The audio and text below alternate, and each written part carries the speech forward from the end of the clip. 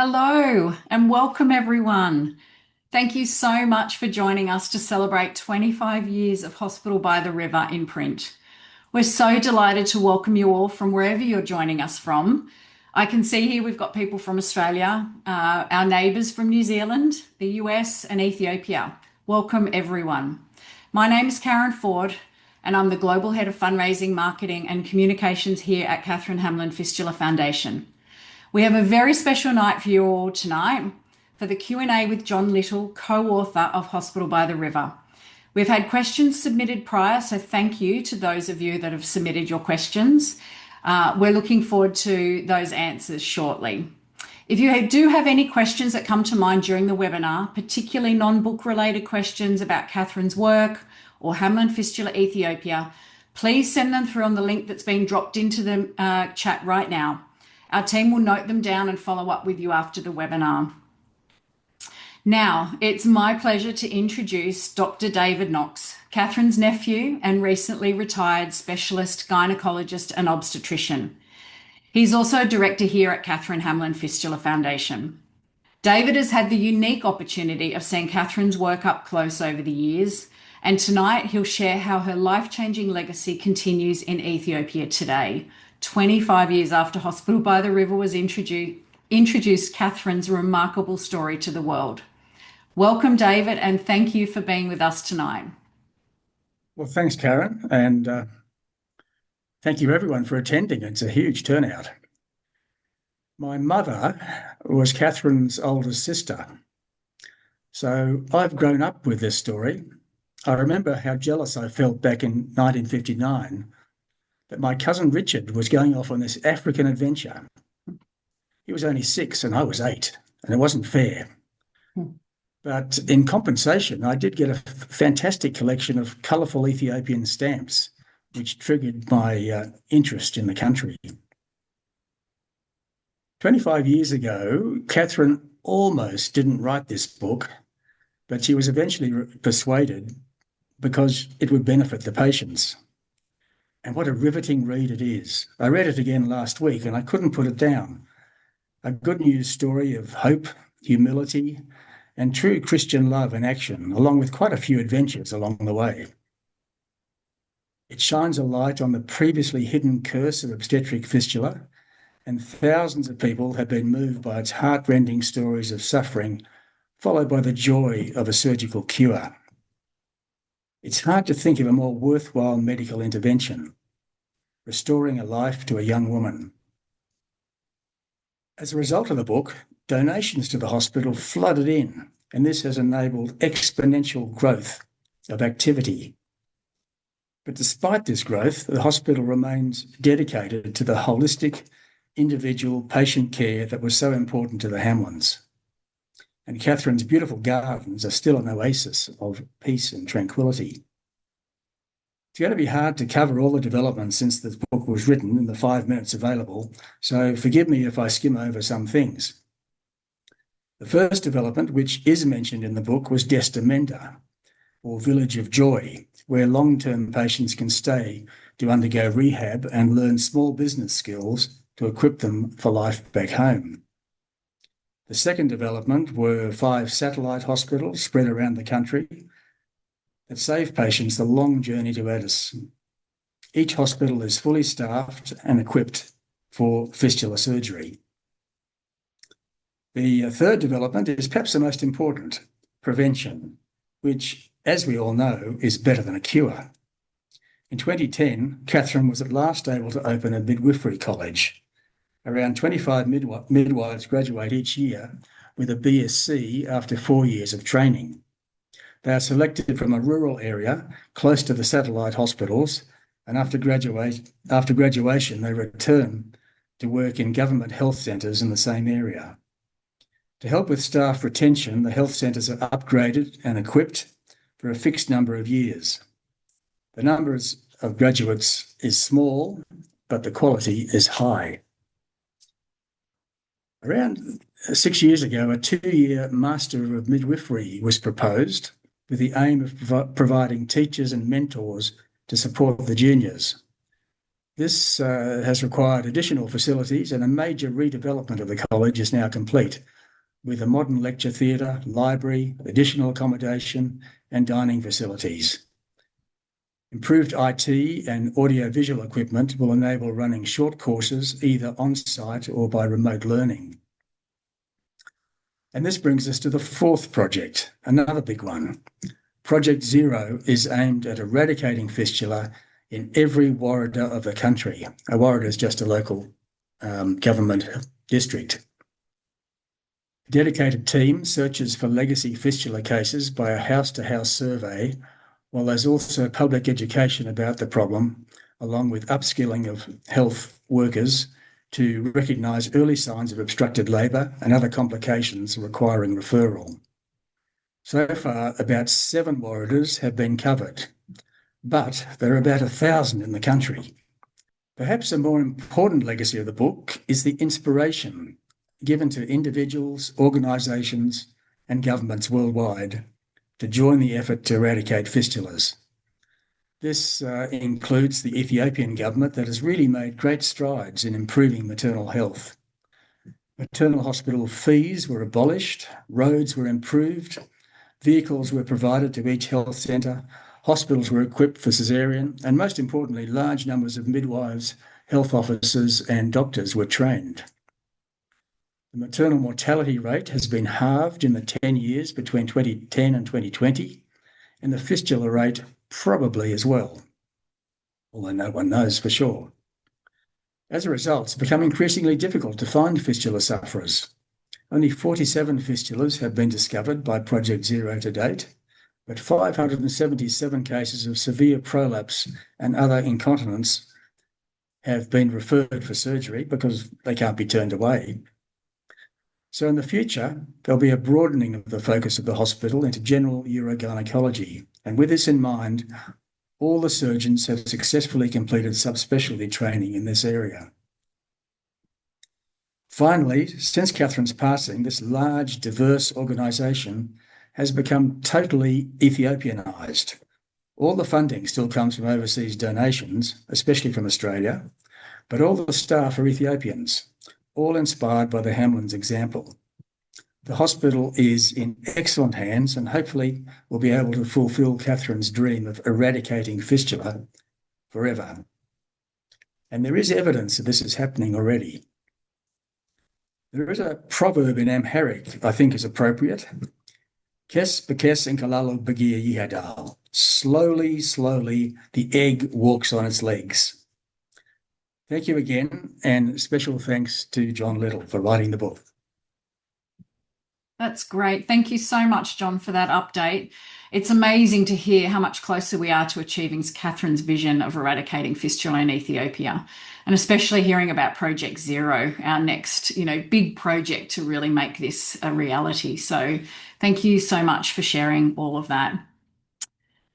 Over the last 25 years, Hospital by the River has touched the hearts of readers across the globe, including many of you joining us here this evening. Claire McAllister is one of those readers. Before becoming a valued staff member of Catherine Hamlin Fistula Foundation, Claire will share how reading Hospital by the River at her book club and seeing Catherine's work for herself in Ethiopia has changed the course of her life. Claire is actually here with me tonight, so welcome, Claire, and give us a moment while we swap seats and get set up.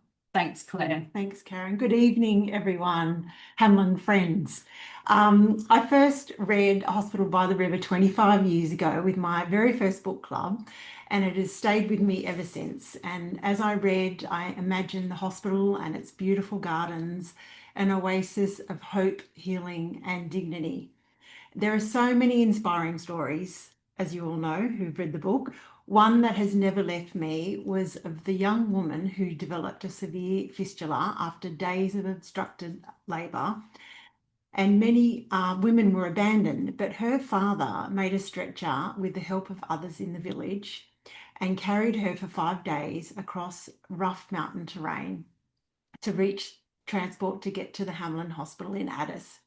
Catherine realised these women weren't just travelling long distances, they were travelling with their last hope. I was also inspired by Catherine and Reg's determination to learn the complex fistula surgery, and instead of accepting that nothing could be done, they just kept learning and even made their own surgical instruments when equipment wasn't available. Their perseverance gave thousands of women a second chance at life. The book eventually became part of my own story, and in 2023 I shared my dream with some friends that I would love to visit Ethiopia and work for the foundation one day. And by the end of the following year, I had travelled to Ethiopia and soon after joined Team Hamlin. I've now visited Ethiopia twice, and seeing Hamlin's work firsthand has brought Hospital by the River to life for me. And this year I met Genet, who lived with obstetric fistula for 17 years, and her joy from being fistula free was contagious. Her smile was just incredible, and joy just poured out of her. And being there and seeing her healed and with her beautiful daughter was a powerful moment, and a reminder that Hamlin restores health, more than health, it restores dignity, hope, and future. And I'm in awe of Catherine's vision, because it continues to transform lives. And I'm incredibly grateful that a book I read 25 years ago led me to play a small part in Catherine Hamlin's extraordinary legacy. Thank you, everyone. Thanks so much, Claire. That's beautiful. And as you can see in the photos there, the lovely photos of Claire with the patients in the hospital, and the photos of Jeanette there. And it is, truly inspiring and humbling when you get to meet these patients, and how their whole life has been turned around after surgery. So thanks again, Claire. Now, let's get back to where it all began. Author John Little worked closely with Catherine to write Hospital by the River, a book that brought her to the attention of thousands of people across the globe and which is still in print 25 years later. Over the years, John has actually written 3 distinct books set in the region, including Catherine's Gift, obviously Hospital by the River, and Catherine's Gift shares the stories of the women under Dr Catherine's care. Another book is Malika. It's about a life of another Australian humanitarian working in Africa. So as a result, John brings a deep first-hand knowledge of Ethiopia to our event tonight. I know everyone's excited to hear more, so let's get started. Please join me in welcoming John Little. Hi, John, welcome, and thank you so much for being with us tonight. Hi there, it's good to be here. Thanks for inviting me. No worries. Well, we've had some of our listeners send in some questions for you prior to the event tonight. And the first one that's come through is, how did you first discover Catherine and Reg Hamlin's story? And what made you think it should become a book? Well, I'd had a long career in television, and then I'd left that and began writing books.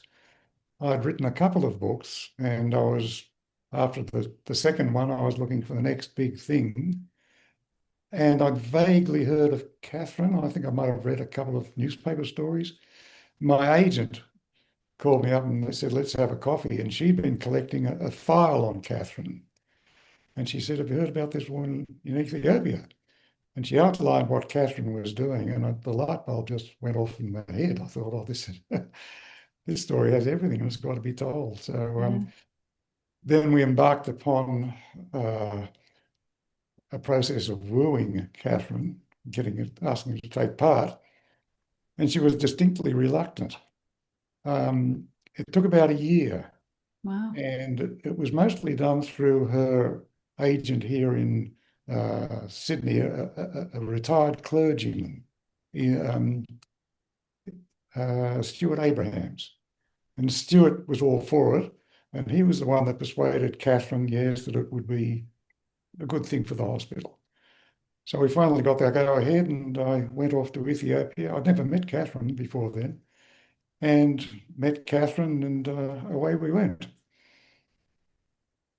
John, do you think during your time with Catherine and at the hospital, was there anything that you discovered that surprised you or changed your understanding of the work she was doing there in Ethiopia?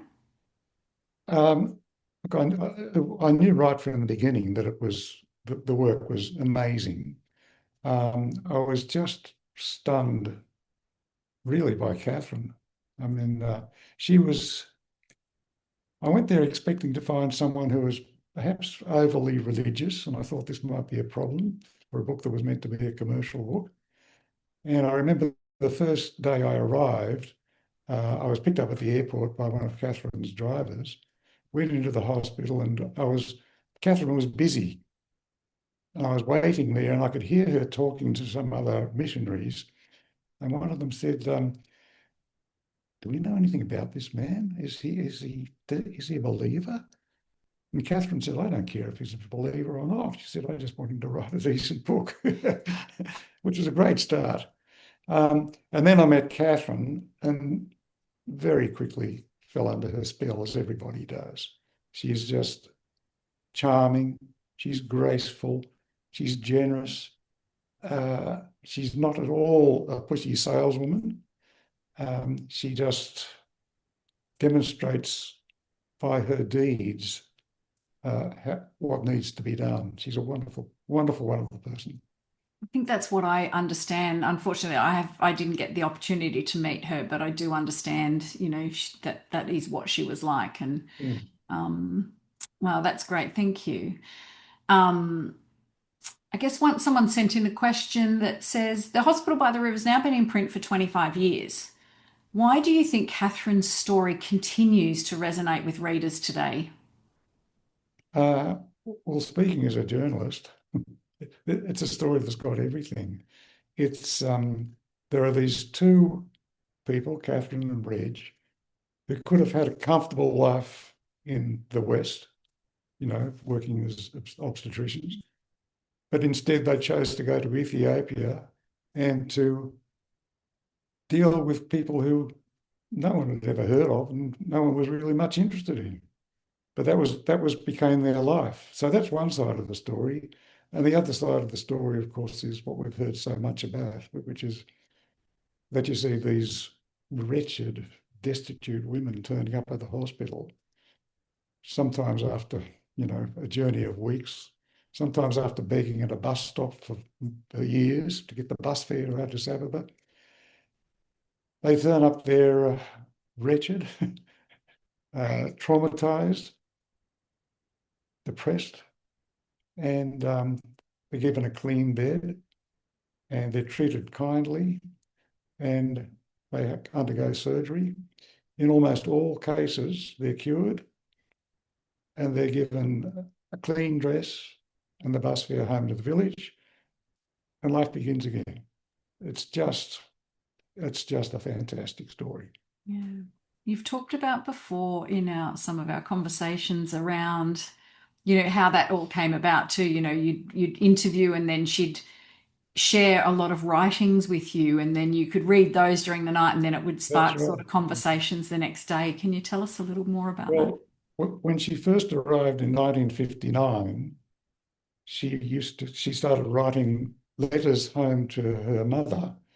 Though there were aerograms in those days. I don't know if anyone remembers what aerograms were like. And she used to write about one a week, just day to day, documenting her activities in Ethiopia.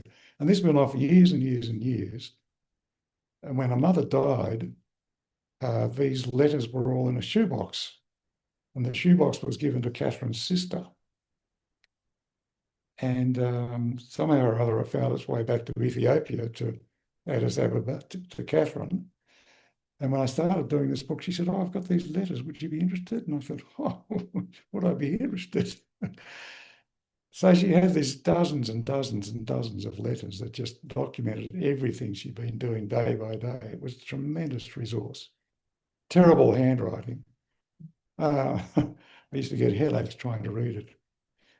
But I could read a couple of letters, make notes and think, now that's worth talking about. And then the next day when we sat down talking with the tape recorder going, which we did every day, I could ask her about it and she would remember. She had a great memory and she'd remember these wonderful anecdotes, which I would never have known about except for that resource.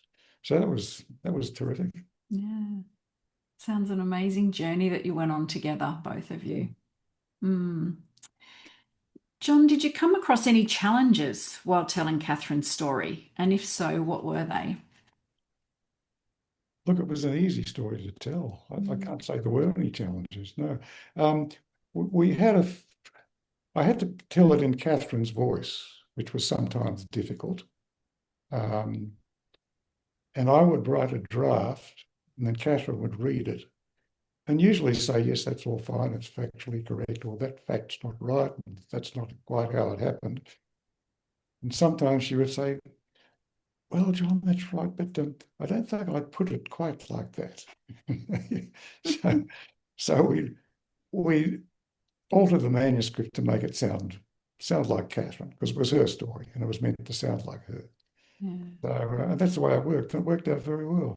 Yeah, wow, that's great. Someone's asked a question. What were your first impressions when you arrived in Ethiopia and visited the Addis Ababa Fistula Hospital?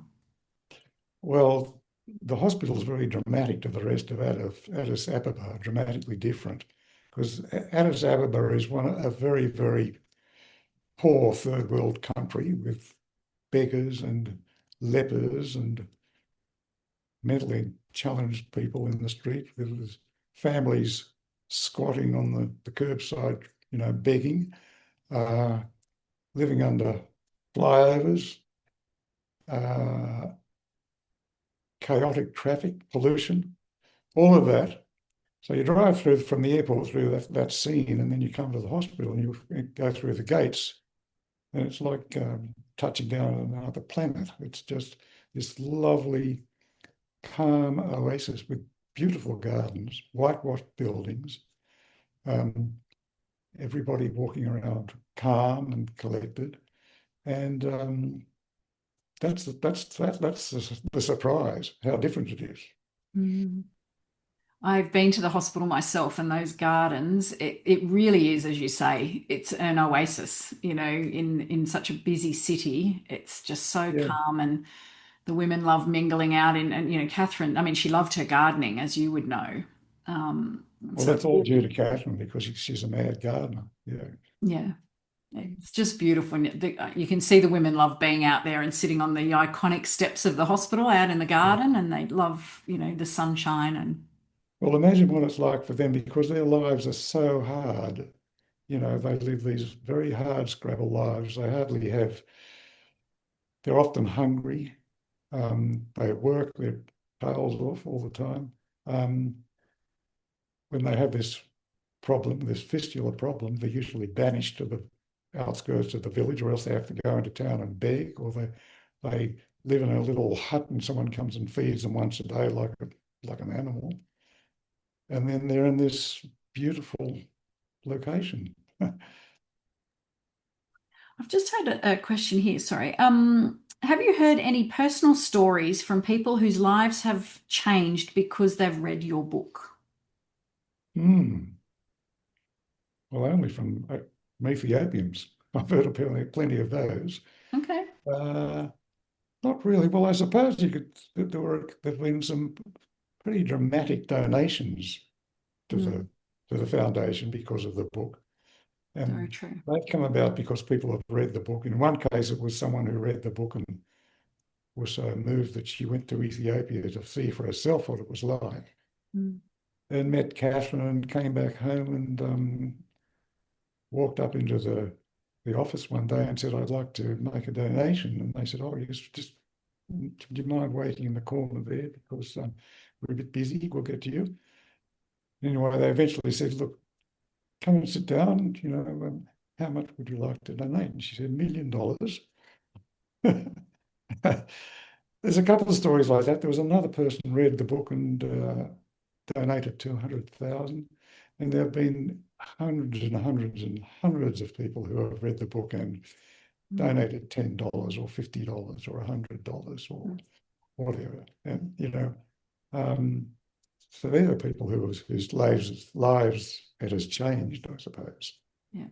And I think, as you said at the beginning, it is a book when you heard the story and that Catherine wanted it to change the lives of these women. And it sounds like that's exactly, that's exactly what it's done.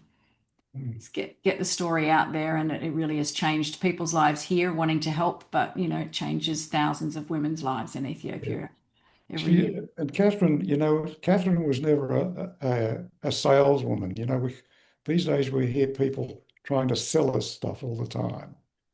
And Catherine never did that. She just told the story and let the story speak for herself. I remember when she went to the Oprah Winfrey show,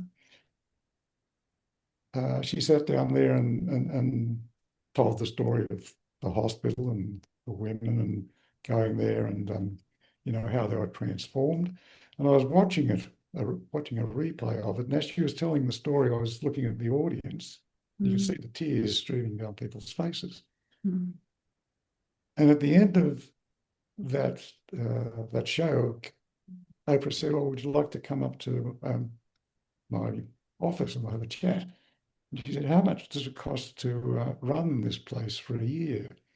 And back then it was $450,000. So Oprah wrote out a check for $450,000, personal check, and handed it over. And the viewers contributed another $3 million. Yeah. Yeah. It's a story we have to tell, isn't it? I think as you started. Yeah. I have another question for you, John. Could you share your very first impressions of Dr. Catherine Hamlin immediately when you met her?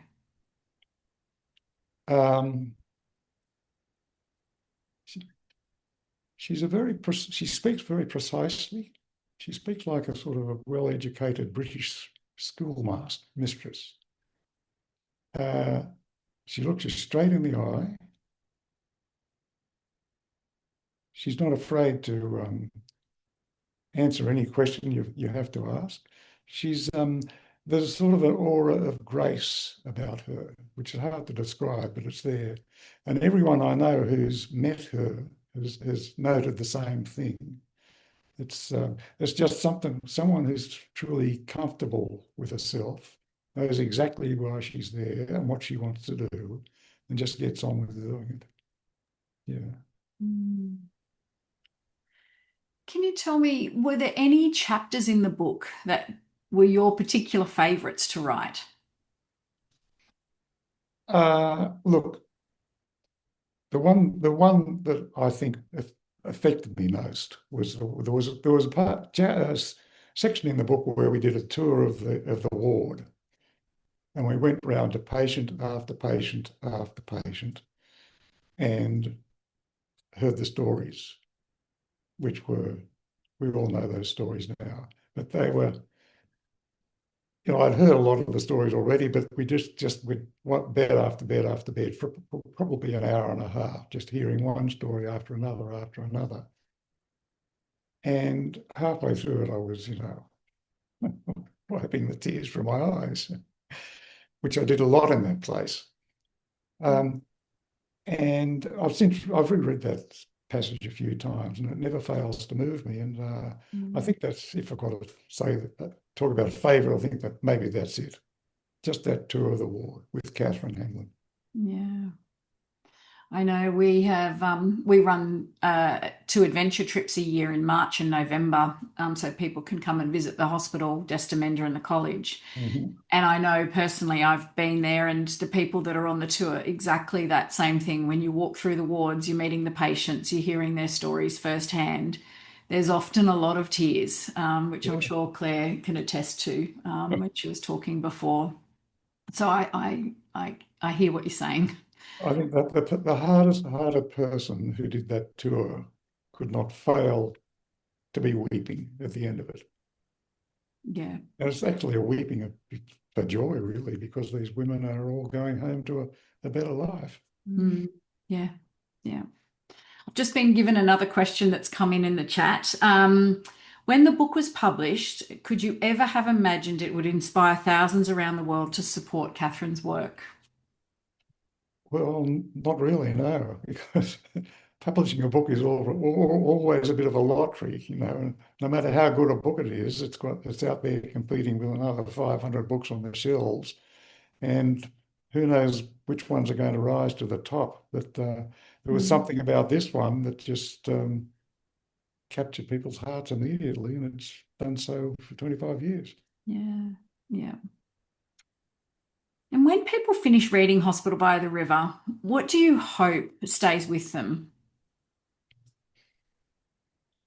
Well, I'd like them to get involved with the hospital.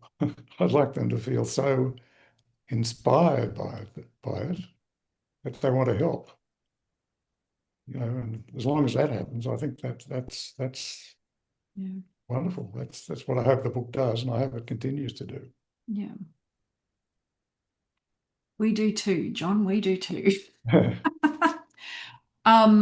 Actually, we've got a question come in that's actually one I think, David, I'd like to throw to you if I could, please. And it's actually a question that someone's asked around the conflict that Ethiopia's seen in Tigray over the years. How do you think that's affected the operations of the hospital and maybe even more broadly, you know, the people in the area of Tigray?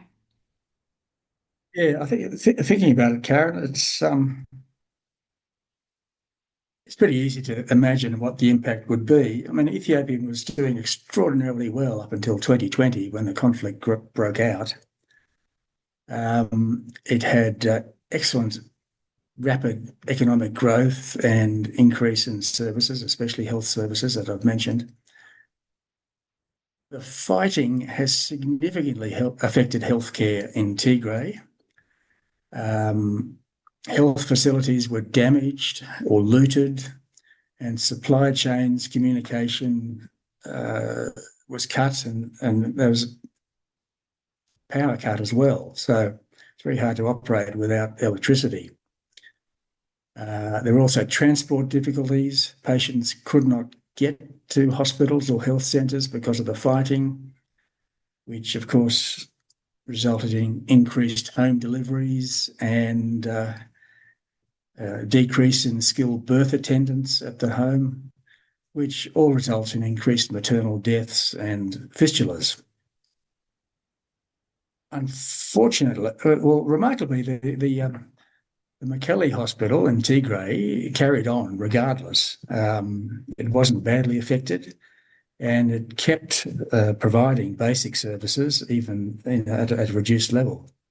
And Dr. Malaku was, I know Dr. Malaku was, his house was invaded. He stayed on, but he sent his family to Addis for safekeeping. Wow. And sadly, the conflict, although settled down in Tigray, has now broken out in the Amhara area, which is sort of west of Tigray, around Lake Tana, Gondar, Bahadar. And I don't know how that's going to end because it's been going on for quite a few years now. I know, you know, and John, you might be able to speak to this too, and maybe David, but I know that, you know, during Catherine and Reg's time in Ethiopia, they went through many different conflicts, and I think Dr. Malaku reminds me of her. You know, they just kept soldiering on through it all, and it was just all about the patients and the women that they were supporting. I think you touch on it in your book a little bit, John. Yes, there was a period, I think it was about 15 or 16 years, when Ethiopia was taken over by Colonel Mengistu, I think he was named, and he was a Marxist zealot, and he started, well, he tried to turn the country into a Marxist country, and there was lots of violence, lots of killings. At one stage, they wanted to take over the hospital, but Catherine managed to stave that off. And many NGOs left, but Catherine stayed on and just kept on soldiering on and finally got through it. Oh, thank you. And we've had one last one. I'll finish up after this one. It's the last one that's just come through. John, what did you learn about yourself while collaborating with Catherine? It's a two-part question. And did this book change your view of the world? It's a big That's hard, isn't it? Uh, what did I learn about myself? Look, I can't answer that one, Mhm. but it certainly changed my view of the world in that the world's a pretty nasty place at the moment, I think. There's a lot of greed and there's a lot of self-serving people around. There's a lot of selfishness. And Catherine is at the complete opposite of all of that. And it's reminded me that despite all of the bad things about the world, there are some truly beautiful things in the person of people like Catherine and others like her working in Africa. So I guess it gave me a bit of hope in humanity. Yeah. Well, thank you again, John, for sharing your memories and reflections with us. It's been lovely to spend some time with you, and also thank you to David and to Claire for sharing the evening with us and all your knowledge. To everyone who submitted questions, thank you so much. If we weren't able to answer your questions tonight, the team have noted them down, and we will follow up with you after the webinar. So I wanted to thank you again, each and every one of you, for spending the evening with us, or day, wherever you're from in the world, to celebrate 25 years of Hospital by the River, which is just remarkable. We also have a special discount for Hospital by the River coming to you tomorrow, so keep an eye on your email inbox. If you haven't read it, please grab a copy, have a read. It truly will change your life. It's a life-changing book. Your ongoing support ensures that Catherine's vision lives on through the work of Hamlin Fistula Ethiopia, bringing hope and healing to the women of Ethiopia for generations to come. So please grab a copy of the book. There's a QR code on screen at the moment if you can scan that. Or as I said, there will be an email coming to you tomorrow. So thank you again, and good night or good day. Enjoy the rest of your day or evening wherever you are. There will also, sorry, just one last thing. There will be a replay that we will send to you tomorrow in the email as well. So please keep an eye out. And yeah, thanks again. Thank you. Thank you, everyone.